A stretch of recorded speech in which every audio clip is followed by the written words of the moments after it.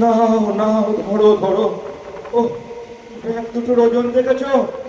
তার উপর তোমার এই ধুল ঝাড়ু, ভবনে ধুল ঝাড়ু নিয়ে রাস্তায় হাঁটা, বুঝলে মাধুরী, এক ঝগমারি ব্যাপার। তিনবার ধোলাই খেতে খেতে বেঁচে গেছি জানো। কারোর গায়ে একটু লাগলো কি লাগলো না, অমনি তেজিয়া এই সন্ধ্যাবেলায় হেঁটা মারলে। এই কলকাতার মানুষগুলো এমনি খেকিয়া হয়ে গেল কেন বলো তো? ভিটামিনের অভাব, বুঝেছো? ভিটামিনের অভাব। ঠিক বলেছো মাধুরী, ঠিক বলেছো। কিছু হলো কি হলো না, সারের মতো তেলে গুঁতোতে এলো। এই যাই হোক, শোনো শোনো, মাছ খাওয়া ছেড়ে দাও, বুঝলে? মাছ খাওয়া ছেড়ে দাও। 400 টাকার নিচে কলকাতায় কোনো মাছ নেই। সে আলুর দম চালাও, বুঝেছো? আলুর দম, তাতে দেখবে দম বেড়ে যাবে। এই কি একটা গান ছিল না, দম মারো দম, হরে কৃষ্ণ হরে রাম, লা লা লা লা লা লা লা। আর পাচ্ছি না মাধুরী, এই বিছানার মধ্যে গাঁটে একটু এগিয়ে দিয়ে আরে আরে, সত্যি সত্যি শুয়ে পড়লে যে। ব্যাগে চিনি, বিস্কুট, এ কি? তোমার এই ব্যাগে চা কোথায়?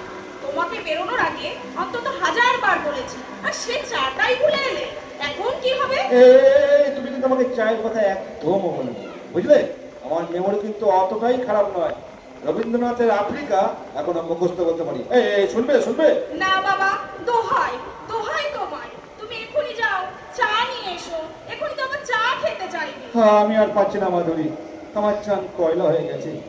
চা মানে তো তোমার এই গামছা নিরানো জল, তা নয় একটু করেই যেন। তোমার এই গা জ্বালানো কথা শুনলে তোমার জন্য আর কিছুই করতে ইচ্ছা হয় না। রাগ করো না দেবী, রাগ করো না। রসিকতা করতে শেখো। মন প্রাণ সব শুকিয়ে যেতে বসেছে, একটু প্রাণ খুলে শুধু হাসো আর বাঁচো।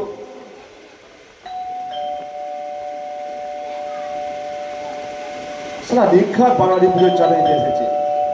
আরে যাই যাই, আরে মাধুরী দেখো না কি এসেছে। যাচ্ছি যাচ্ছি।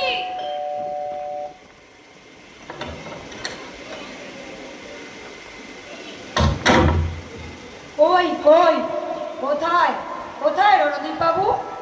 ও এই যে, উঠুন উঠুন, শুয়ে আছেন দেখছি, উঠে বসুন। কি হয়েছে করুণাদি, এত উত্তেজিত কেন? থাক থাক, আমাকে আর